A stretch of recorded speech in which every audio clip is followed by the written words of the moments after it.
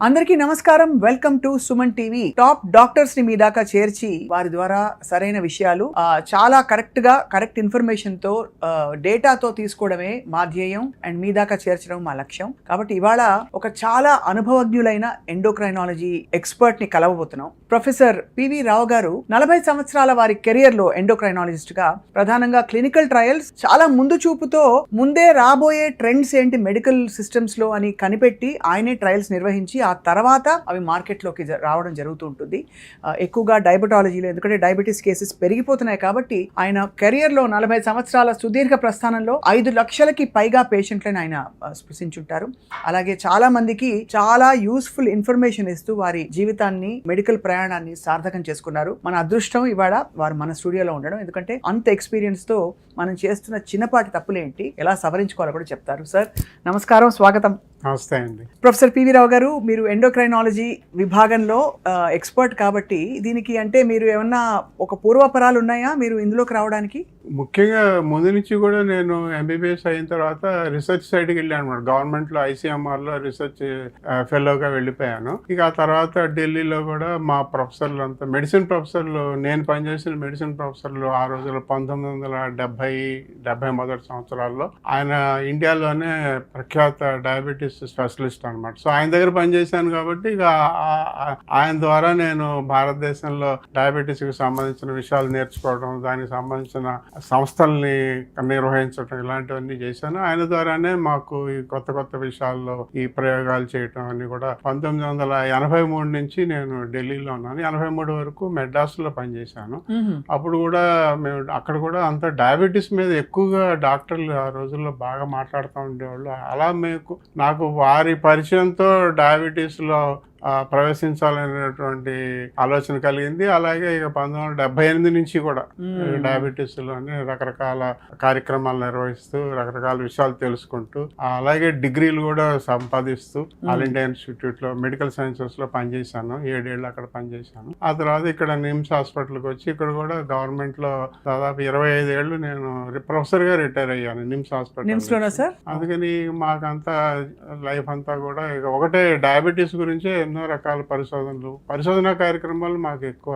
ఇంత దారుణంగా డయాబెటీస్ పెరిగిపోవడం మీ కళ్ళ ముందు మీరు చూసుంటారు. అయితే భారతదేశం డయాబెటీస్ క్యాపిటల్ అంటారు, అంతా అంటే జంక్ ఫుడ్ అంటారు. కానీ వెస్ట్ లో తినేది జంక్ ఫుడ్డే, మనం చెప్పే జంక్ ఫుడ్. మీరు కరెక్ట్గా చెప్పారు, కరెక్టే. ఆ జంక్ ఫుడ్డే మనం తింటాం, లేదా మనకి వేరే జంక్ ఫుడ్లు కూడా ఉన్నాయి. మన కారపూసలు, మన సమోసాలు, మన పకోడీలు, మన మిక్చర్లు కూడా వాళ్ళ జంక్ ఫుడ్ ను వాళ్ళు ఎలా అనుకుంటాం, మనం కూడా మన స్నాక్స్ అలా జంక్ ఫుడ్ అనుకోవాలి. ఈ కారణాలన్నీ లోపల కారణాలు ఒకటే, డయాబెటీస్ ఎక్కువ అవటానికి కారణాలు. జంక్ ఫుడ్ అనేది భారతదేశం జంక్ ఫుడ్ వేరు, వాళ్ళ జంక్ ఫుడ్ వేరు. మనం తింటున్నాం, వాళ్ళు తింటున్నారు. సో మనం కూడా ఆందోళన పడాల్సిన జంక్ ఫుడ్స్ ఉన్నాయి మన సిస్టమ్ లో. చాలా ఉన్నాయి. ఒకప్పుడు అది అంటే మనకి సంతోషం వచ్చినా దుఃఖం వచ్చినా ముందు తట్టేది ఫుడ్డే కాబట్టి ఫుడ్ ద్వారా చాలా అన్యాయాలు జరిగిపోతున్నాయి రోజైతే. సార్ తప్పకుండా మేము మిమ్మల్ని మళ్ళీ డిస్టర్బ్ చేస్తాం. మా సుమన్ టీవీ వ్యూవర్స్ కి సరైన ఇన్ఫర్మేషన్, అంటే ఇప్పుడు అన్ని ఎక్స్ట్రీమ్స్ వచ్చేసాయి సార్. ఆ ఎక్స్ట్రీమ్స్ పక్కన పెట్టి moderate and healthy happy life style కోసం అడుగులు వేద్దాం. మీ నుంచి మేము మరింత సమాచారం తెలుసుకుంటాం ఎప్పటికప్పుడు. సో మిమ్మల్ని డిస్టర్బ్ చేస్తూ ఉంటాం, మీరు అనుమతి ఇవ్వాలి మాకు. తప్పకుండా. డాక్టర్ పివి రావు గారు, we're honoured to have you here. నమస్కారం సార్. మీ ప్రయాణంలో మీరు ఎక్కువ క్లినిషియన్ గా ఉన్నారా, రీసెర్చ్ పర్సన్ గా ఉన్నారా? అలా క్లినిషియన్ గా ఉన్నప్పుడు మీరు చాలా రేర్ కేస్ అనుకుని ఒక చాలా అద్భుతమైన విషయం కనుగొన్న సందర్భము, లేదు ఒక చాలా ముదురు కేసుని మీరు సాల్వ్ చేసిన సందర్భం ఉంటుంటుంది కదా? అంటే మేము డయాబెటీస్ అనేది మేమందరం కూడా రక్తంలో గ్లూకోజ్ 500, 600, 1000 మిల్లీగ్రాములతో వచ్చిన వాళ్ళని, అంటే మాకు సాధారణంగా గవర్నమెంట్ లో పనిచేసినప్పుడు అలాంటి కేసులు చాలా వస్తాయన్నమాట. వాళ్ళకి ఏదైనా ఆపరేషన్ చేయాల్సి ఉంటుంది అర్జెంటుగా, ఒక 2-3 గంటల్లోనే పెద్ద ఆపరేషన్, మేజర్ ఆపరేషన్, 5-6 గంటలు ఆపరేషన్ చేయాల్సి ఉంటుంది. వాళ్ళకి రక్తంలో గ్లూకోజ్ 600 ఉంటుంది, 1000 ఉంటుంది. మా డాక్టర్లు, ఎనస్థీషియా వాళ్ళు, మా సర్జరీ వాళ్ళు వాళ్ళని మీరు 120 మిల్లీగ్రాములకు రప్పించండి దాన్ని అని చెప్తారు అనమాట. అదే మాకు చాలా గొప్ప విషయం.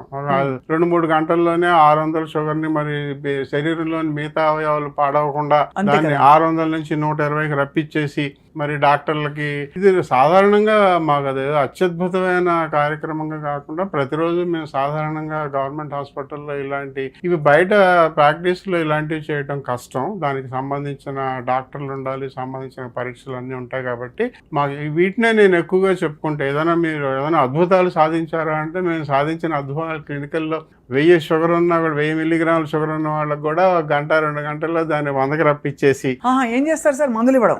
మందులు అంటే మన ఐవి మందులు ఇచ్చి చాలా కష్టం అనమాట. 1000-2000 షుగర్ ఉంటే అంటే మీరు చెప్పిన నంబర్లు అసలు తల తిరుగుతుంది. ఏం సిమ్టమ్స్ వస్తారు సార్ వాళ్ళు?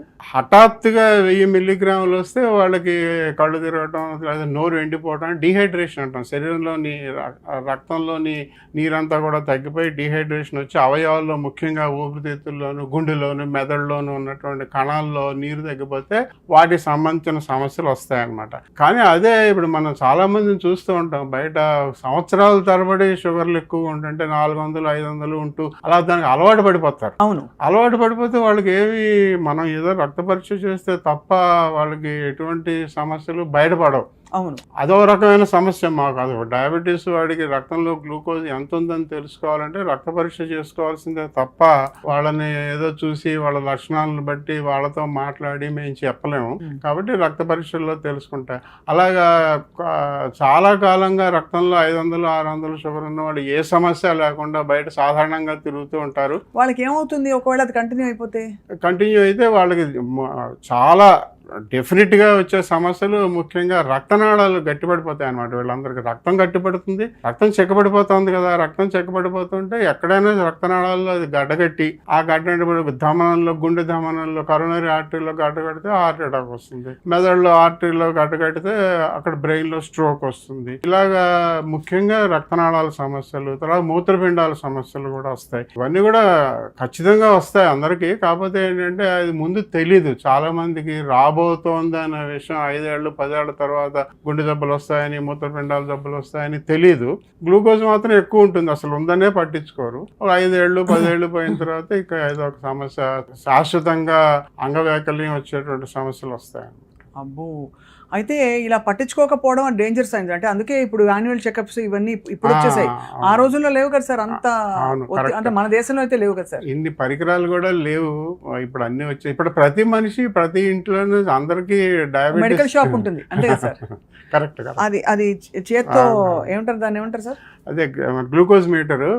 దాదాపు అందరి దగ్గర ఒక బీపీ మిషన్ 2,500 రూపాయలు దొరుకుతుంది, ఇదో 1,500 రూపాయలు దొరుకుతుంది. సిజిఎం దొరుకుతుంది, సిజిఎంఎస్లు వచ్చేసాయి, చాలా మంది వాడుతున్నారు. ఇదివరకులాగా కాకుండా టెక్నాలజీ బాగా పెరిగిపోయింది. దానివల్ల అందరికీ అవగాహన పెరిగింది, అది మంచి విషయం. అందరికీ డయాబెటీస్ అంటే అవగాహన పెరిగింది, లావుగా ఉంటే సమస్యల గురించి తెలిసింది, రక్తంలో గ్లూకోజ్ ఎక్కువగా ఉంటే ఏం చేయాలో కూడా తెలుస్తుంది. అవగాహన కార్యక్రమాలు మేము చేస్తున్న వాటితో పాటుగా ఈ పరికరాల వల్ల కూడా ఎవరికి వారు నేర్చుకుంటున్నారు. మీడియా సహకారం చాలా ఉంది గత 30 సంవత్సరాలుగా. ఒక విషయం చెప్పుకోవాలంటే భారతదేశంలోని రాష్ట్రాల అన్నిటిలోనూ పోల్చుకుంటే మన తెలంగాణ, ఆంధ్ర రాష్ట్రంలో అవగాహన ఎక్కువగా ఉందన్న విషయాన్ని ICMR ఇండియా అనే స్టడీలో తేల్చారు. చాలా మంచి విషయం. అంటే మేము మా గొప్పతనం మేము చెప్పుకోవడం అనమాట. గత 30 సంవత్సరాలుగా మేము చేసినటువంటి కార్యక్రమాల వలన మిగతా రాష్ట్రాలతో పోల్చుకున్నట్లయితే ఆంధ్రప్రదేశ్, తెలంగాణ రాష్ట్రాల్లో పట్టణాల్లోనైనా పల్లెటూళ్ళలో అయినా కూడా డయాబెటీస్ గురించిన విషయాలు అందరికీ తెలుసు. డయాబెటీస్తో వచ్చే సమస్యలు తెలుసు, డయాబెటీస్ని ఎలా పరీక్షలు చేసుకోవాలో తెలుసు. వాళ్ళు చేసుకుంటున్నారా లేదనేది వేరే విషయం, కానీ తెలుసు, అవగాహన అనేది ఉందనే విషయాన్ని మిగతా రాష్ట్రాలతో పోల్చుకుంటే మన రాష్ట్రాల్లోనే ఎక్కువ ఉందని పరిశోధనలో మన ICMR ఇండియా అంటాం దాన్ని, ఆ కార్యక్రమంలో వాళ్ళు చెప్పారు. మాకు చాలా సంతోషించాం ఆ విషయం తెలుసు. తప్పకుండా మేము మిమ్మల్ని మళ్ళీ డిస్టర్బ్ చేస్తాం. మా సుమన్ టీవీ వ్యూవర్స్ కి సరైన ఇన్ఫర్మేషన్, అంటే ఇప్పుడు అన్ని ఎక్స్ట్రీమ్స్ వచ్చేసాయి సార్. ఆ ఎక్స్ట్రీమ్స్ పక్కన పెట్టి moderate and healthy happy life style కోసం అడుగులు వేద్దాం. మీ నుంచి మేము మరింత సమాచారం తెలుసుకుంటాం ఎప్పటికప్పుడు. సో మిమ్మల్ని డిస్టర్బ్ చేస్తూ ఉంటాం, మీరు అనుమతి ఇవ్వాలి మాకు. తప్పకుండా.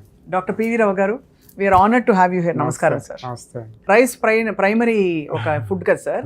సో మీ దృష్టిలో సార్ అసలు ఏ ఫుడ్ పదార్థాలు తింటున్నాము అన్నది ముఖ్యమా? అంటే రైస్ తింటే డయాబెటీస్ వచ్చేస్తుందని ఇప్పుడు అందరికీ అలా పడిపోయింది మైండ్ లో, అది వాస్తవం అంటారా?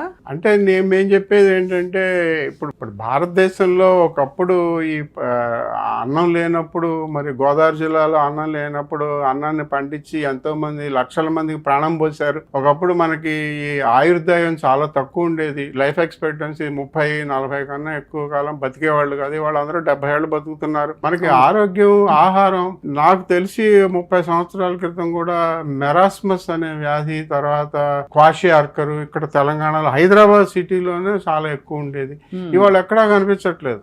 అంటే మనం ఆహారపరంగా, ఆరోగ్యపరంగా మనం ఎంతో సాధించాం కదా 30 సంవత్సరాలుగా. ఎనీమియా అనేది ఒకటి కనిపిస్తుంది, రక్తహీనత మొత్తం అందరికి ఉంది. కానీ ఈ కంటి ఇప్పుడు రేచీకటి అనేవాళ్ళం, ఇప్పుడు నిక్టలోపియా అని చెప్పేసి, వైటమిన్ ఏ డెఫిషియన్సీ కంప్లీట్ గా పోయింది. ఇవన్నీ కూడా మనం మన ఆహార విషయాల్లో మార్పుల వలన ఆరోగ్యం పెంచుకుని మనం ఇవన్నీ కూడా సాధించగలిగాం గత 20 సంవత్సరాలు. ఇలాగే ఒకప్పుడు మరి 100 సంవత్సరాల క్రితం ఆహారం అంత లేని రోజుల్లో, మరి అన్నం లేని రోజుల్లో జొన్నలు, రాగులు, సజ్జలు లాంటివి తింటూ మనం కొన్ని సమస్యలకు కూడా లోనయ్యాం. కానీ వాళ్ళ తేలిగ్గా జీర్ణమయ్యేటువంటి అన్నం అనేది దొరకటం వలన వరి పండుతోంది. భారతదేశంలో వరి ఎక్కువగా పండే రాష్ట్రాలు ఆంధ్రప్రదేశ్, తెలంగాణ. వాళ్ళ భారతదేశం మొత్తానికి వరి ఎక్కువ పండేటువంటి రాష్ట్రం తెలంగాణ రాష్ట్రం. కాబట్టి దీన్ని తప్పుబట్టి దీని వలన దోషాలు ఉన్నాయి, హాని కలుగుతోంది అని అందరూ చెప్పుకోవటం అంత మంచి విషయం కాదు. కాకపోతే మీరు తినేటువంటి ఆహారంలో వరి ఎలాగా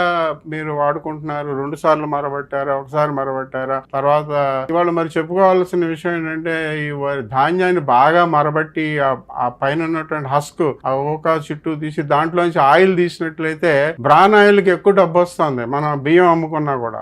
అందుకని బాగా మరబట్టేసి మరి ఇవన్నీ బయటకు తీసి ఆయిల్ అమ్ముకోవడం ముఖ్యం కానీ బియ్యం ముఖ్యం కాదు అనే ఉద్దేశంతో బాగా తెల్లగా శుభ్రంగా జీర్ణం అయిపోయి, ఆహారం తీసుకున్న, అన్నం తీసుకున్న అరగంటలోనే మొత్తం జీర్ణమైపోయి రక్తంలోకి వెళ్ళి, అంటే గ్లైసిమిక్ ఇండెక్స్ ఎక్కువ పెరిగిపోయేలాగా అలాంటి ఆహారం తీసుకోవటం వల్ల మన తప్పు, మన వంట పద్ధతుల్లో తప్పు, అంతేగాని అన్నాన్ని తప్పు పట్టకూడదు. ఎంత గొప్ప మాట అన్నారు సార్. అంటే మీ అనుభవం కనిపిస్తుంది స్పష్టంగా. అన్నాన్ని తప్పు పట్టలేము, మనం పండించే విధానం, దాన్ని ప్రాసెస్ చేసే విధానం తప్పు కాబట్టి అది మనకి చేటు చేస్తుంది. సార్, ఇప్పుడు మీరు ఈ డయాబెటీస్ పరీక్షల్లో మనకి HbA1c ఒకటి కామన్ గా, ఫాస్టింగ్ గ్లూకోజ్, అయితే ఇప్పుడు ఫాస్టింగ్ ఇన్సులిన్, హోమాయార్ ఇవన్నీ అంటున్నారు. మీరు ఏది ప్రామాణికం అంటారు? రక్తంలో గ్లూకోజ్ ఎక్కువగా ఉంటేనే డయాబెటీస్ నిర్ధారణ చెప్తున్నాం, మనం డయాగ్నోస్టిక్ గా వాడతాం. అలాగే రక్తంలో గ్లూకోజ్ తగ్గడం అనేది ఒక టార్గెట్ గా పెట్టుకుని మనం మందులు ఇస్తున్నాం అనమాట. మందులు ఇవ్వడానికి, నిర్ధారణ చేయడానికి రక్తంలో గ్లూకోజ్ అనేది ప్రామాణికం, దాంట్లో తిరుగులేదు. HbA1c అనేది ప్రామాణికం కాదు, కానీ ఒక రకంగా మనకు ఉపయోగం అనమాట. అంటే 3 నెలలకు ఒకసారి, గత 3 నెలలు బాగుందా లేదా మనం చేసిన చికిత్స అని తెలుసుకోవడానికి వాడుతున్నాం HbA1c అనేది. కాకపోతే ఇక రాబోయే కాలంలో రక్తంలో గ్లూకోజ్ యొక్క అవసరం తగ్గిపోతోందని ఒక కొత్త సూచనలు వస్తున్నాయి. రక్తంలో గ్లూకోజ్ రోజంతా కూడా ఒకలానే ఉండదు, అది 20 సెకండ్లకు ఒకసారి మనం చేయగలిగినట్లయితే మారిపోతాం. ఆ మారిపోవడం కూడా వేరియబిలిటీ చాలా ఎక్కువగా ఉంటుంది అనమాట. అంటే ఒక 5 నిమిషాల క్రితం 100 ఉంటే 5 నిమిషాల తర్వాత 300 ఉండొచ్చు, మళ్ళీ 5 నిమిషాల తర్వాత మళ్ళీ 50 ఉండొచ్చు. వేరియబిలిటీ ఎక్కువ ఉంటుంది కాబట్టి ఏదో రక్త పరీక్ష చేసి ఉదయం తిన్న తర్వాత, గంట తర్వాత, 2 గంటల తర్వాత రక్త పరీక్ష చేసి దాంట్లో ఉన్న షుగర్ని బట్టి ఆ రోజంతా ఇలాగే ఉందని మనం ఊహించి మందులు ఇవ్వటం అనేది తప్పు. సో మరి డయాబెటీస్ ఉందా లేదా అని ఎలా నిర్ధారిస్తాం మనం? అదైతే రక్తంలో గ్లూకోజ్ దానికి మంచి ఒక నెంబర్ కూడా ఇచ్చేసారు, సంఖ్య. 125 ఉంటే డయాబెటీస్ లేదు, తినక ముందు 126 ఉంటే డయాబెటీస్ ఉంది. అలాగా ఫాస్టింగ్ అంటున్నారు, ఫాస్టింగ్ బ్లడ్ గ్లూకోజ్. తిన్న తర్వాత 140, 200 నెంబర్లు ఇచ్చారు. సో ప్రతిదానికి సంఖ్యలకు ఆధారంగా మనం చేస్తున్నాం. అది రీజనబుల్ ఎస్టిమేట్ అని చెప్పొచ్చు. ఒకప్పుడు ఇండియా హెల్దీగా ఉండేది, ఇప్పుడు బాగా అన్హెల్దీగా మారిపోయిందని మనం చాలా బాధపడుతున్నాం. వాటికి ప్రధాన కారణాలు ఏంటంటే, నడిచేస్తే ఆ హెల్త్ వచ్చేస్తుందా, జిమ్కి వెళ్ళిపోతే హెల్త్ వచ్చేస్తుందా, సెడెంటరీ లైఫ్ ఒక్కటే కారణమా, లేదు మనం జంక్ ఫుడ్ తింటున్నాం అంటాం, రోజు పని కట్టుకుని ఎవరు బర్గర్లు, పిజ్జాలు కూడా తింటారు సార్. సో మరి ఏమిటి సార్ కారణం? అలాగే పకోడీలు, బజ్జీలు కూడా ఈ మధ్య తినలేదు. ఇప్పుడు ఒక్క పకోడీ తింటే దాని క్యాలరీస్ అంతా చాట్ జీపీటీలు చూసి మరి తింటున్నారు మాలాంటి వాళ్ళు. సో మీరు చెప్పండి సార్. అలా చేయడం చాలా మంచి పని అండి, మీరు చెప్పేది చాలా బాగుంది. ఇప్పుడు నెమ్మదిగా గూగుల్లో అన్ని వచ్చేసాయి కాబట్టి మీరు పకోడీ తిన్నప్పుడు దాంట్లో ఎంత క్యాలరీలు ఉన్నాయని తెలుసుకొని తింటాం. క్యాలరీలో నేను ముఖ్యంగా చెప్పేది, మీరు చూడండి, చాట్ జీపీటీలు చూస్తూ ఉండండి, గూగుల్లో చూస్తూ ఉండండి, ప్రతిదాన్ని కూడా మీరు అందులో ఏముందని తెలుసుకోవడం చాలా ముఖ్యం. అవును, ఇప్పుడు మనకి సమస్యలన్నిటికీ అదే మూల కారణం, మన ఆహారమే. కాబట్టి పకోడీలో ఎంత నూనె ఉందో తెలుసుకోవాలి, బాగా ఉంటుంది, అది ఇంపార్టెంట్. అంతేగాని అందులో ఎంత షుగర్ ఉంది, ఎంత కార్బోహైడ్రేట్, కార్బ్స్ అనేది అనవసరంగా దాని మీద ఒక దుష్ప్రచారం జరిగిపోయింది. రైస్ తినకూడదు, అన్నం తినకూడదు, పంచదార తినకూడదు, కార్బ్స్ అనేవి తగ్గించేయాలి, కట్ చేయాలి. కార్బ్స్ తగ్గిస్తే చాలా సమస్యలు వస్తాయి. 55% కన్నా తక్కువ కార్బ్స్ అంటే మనం తీసుకున్నటువంటి పిండి పదార్థాన్ని, మనం మనిషి అనేవాడు పిండి పదార్థాల మీదే బతుకుతున్నాడు. అయితే 1800 క్యాలరీస్ వేసుకుంటే ఉజ్జాయింపుగా అందులో 900 క్యాలరీస్ దగ్గర మీకు కాఫ్ నుంచి రావాలంటున్నారు. రాకపోతే మనకు ఆరోగ్య సమస్యలు ఎక్కువ అవుతాయి అన్నమాట. 55% ఉండాలి, 50% కాదు, 55% ఉండాలి. అంటే 1000 క్యాలరీస్ అనుకుంటే కూడా sir 250 grams of carbs we need. 100%. Because 250 into 4 ఒక్కొక్క gram of carb is 4 calories కదా సార్.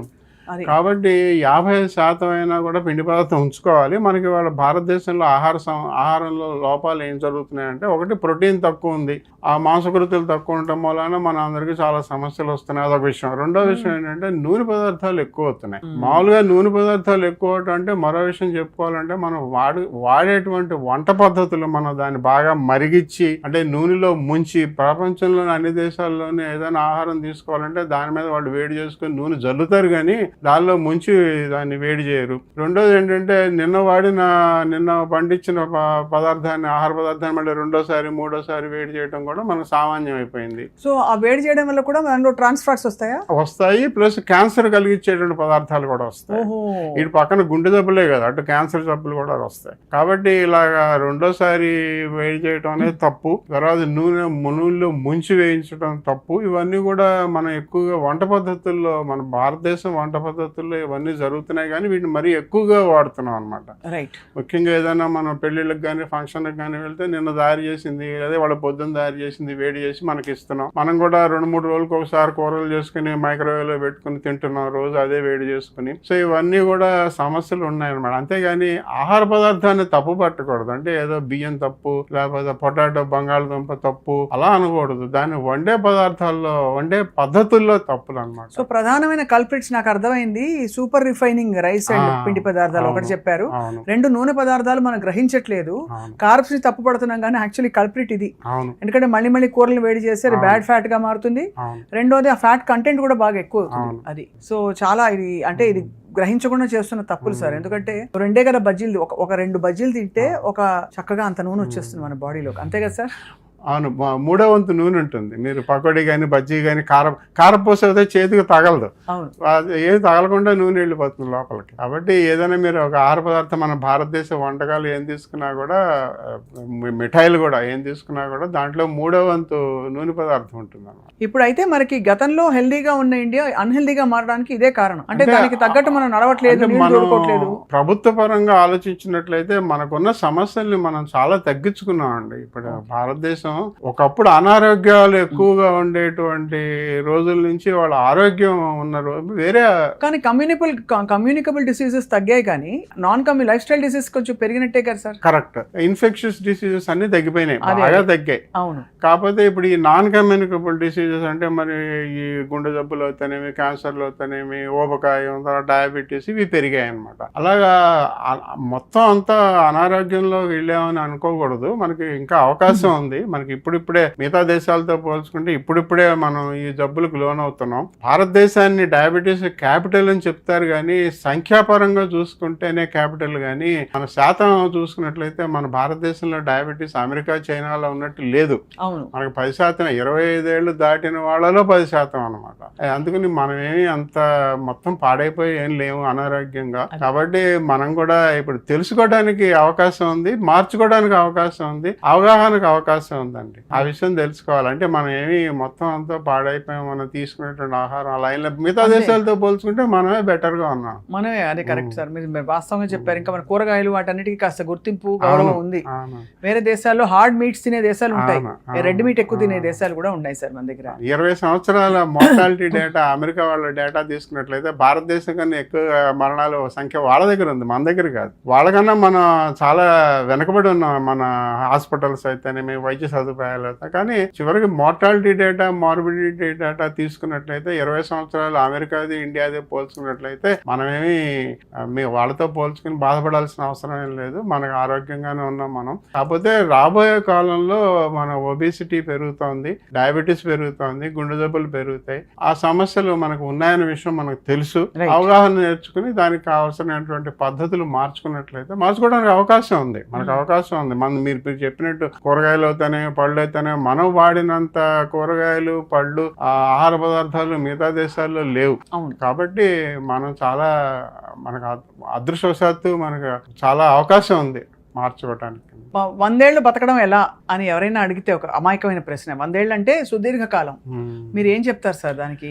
ఒక విరుగుడికి అంటే ఈ 3-4 సూత్రాలు పాటిస్తే, ఉదాహరణకి నన్ను అడిగితే సార్, మా ఇంట్లో మా తాతగారు ఆయన శాకాహారిగా బతికారు. ఒక పూట భోజనం, ఒక పూట టిఫిన్, మధ్యలో ఏం ఉండదు. ఇలా కొన్ని నియమాలు పెట్టుకున్నారు. ఆయన టీ, కాఫీ ఇంకా అసలు అక్కడి నుంచి డైవర్ట్ అవ్వరు.